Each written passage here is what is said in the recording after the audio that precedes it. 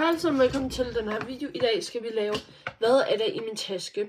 Så lad os starte, altså sådan min skoletaske. Computer, det har man altid i sin taske åbenbart. Jeg ved ikke lige. Makeup, det er sådan en reserve makeup, jeg går lige igennem det bagefter. En drikkedunk, bare en af de der, hvad man kan få fra et storcenter. Et spænde fra normal. Gud, det her er faktisk lidt efter.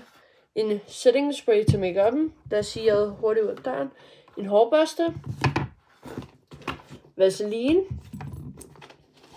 Tyggegummi. Okay. Øjenmakeup. Sådan en lipgloss. Og en lipgloss. Okay, lidt mærkeligt. Jeg har 2 lipgloss taske. Det er lidt mærkeligt. Oh my god, hvad har jeg her? Sjovt, der har jeg tøst 2 make-up-børster, selvfølgelig, hvis jeg skal lægge make-up lige pludselig. Så har jeg en myslibar, hvis jeg ikke lige får spist morgen. En mascara, det er faktisk alt der i min taske. Lidt mærkeligt, men ja, jo, og så et par øreringe, det var så det.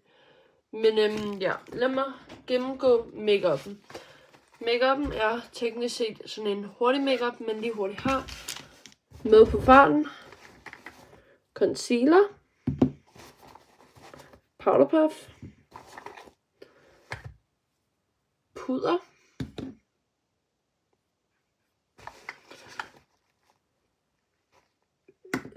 Bronzer. Blush.